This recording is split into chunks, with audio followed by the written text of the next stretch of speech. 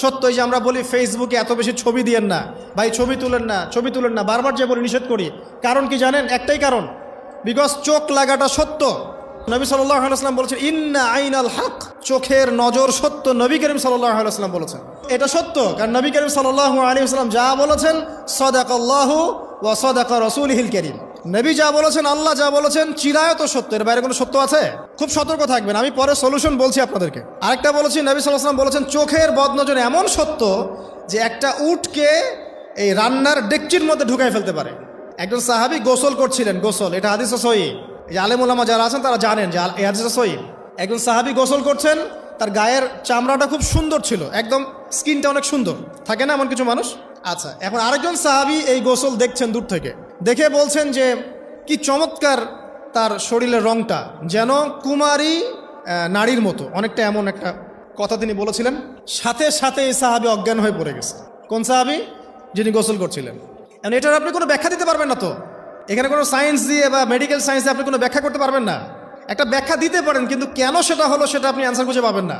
তো নবী সাল্লাল্লাহু আলাইহি ওয়াসাল্লামের কাছে নিয়ে যাওয়া হলো তাকে। তিনি বললেন যে এই ব্যক্তির ব্যাপারে কি কেউ ভালো মন্দ কিছু বলেছিল?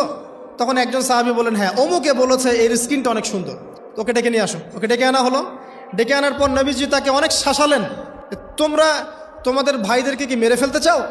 তখন এই সাহাবী তো অবাক, আমি আবার কখন মারতে চাইলাম ইয়া রাসূলুল্লাহ, আমি তো মারতে চাই নাই, আমি তো খালি বলেছি যে তার গায়ের রংটা অনেক সুন্দর।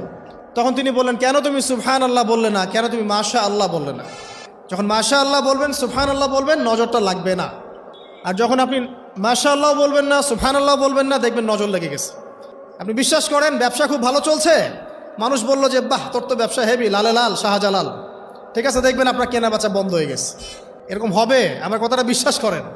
এটা কিন্তু সায়েন্স প্রমাণ করতে পারবেন না, আল্লাহ এবং তার রাসূল বলেছেন, তার উপরে কোনো সত্য নেই। আছে সূরা কাহফ 29 নম্বর আয়াত পড়ে দেখেন, আল্লাহ পাক বলছেন ওয়াকুলিল হাক্কু মির রাব্বিকুম, সত্য সেটাই যা তোমার রবের পক্ষ থেকে আসে। ফামান শাআ ফালইউমিন, যার ইচ্ছা হয় বিশ্বাস করুক, ওয়ামান শাআ ফালইয়াকফুর, যার ইচ্ছা হয় সে অস্বীকার করুক। এই কারণে আমরা বলি ফেসবুকে এত বেশি ছবি দেওয়া, এই আই ওয়াশ করা, এই যে শোডাউন করা, হ্যাঁ, ইসলামের কিছু কাজ করলেন একদম মানুষকে না দেখাইতে পারলে ঘুম হচ্ছে না, এগুলো বন্ধ করেন, এগুলো বন্ধ করে দেন আল্লাহর ওয়াস্তে। অফলাইনে কাজ করেন, নিজেকে গোপন করার চেষ্টা করেন। যত বেশি মানুষের কাছে নিজেকে এক্সপোজ করবেন, কাজের বরকত কমে যাবে, কাজের বরকত কমে যাবে, চোখ লাগবে, নজর লাগবে। এবং চোখ লাগা বদ নজরে বহু আলেম আস্তে আস্তে মাঠ থেকে মাইনাস হয়ে গেছে না? যায় নাই? এখন কি আলেমদের সংখ্যা বেশি না কম? যত দিন যাবে আলেমের সংখ্যা আরও কমে যাবে। নবীজি বলেছেন আলেমদের সংখ্যা কমতে থাকবে, মানুষ জাহেলদেরকে আলেম বানিয়ে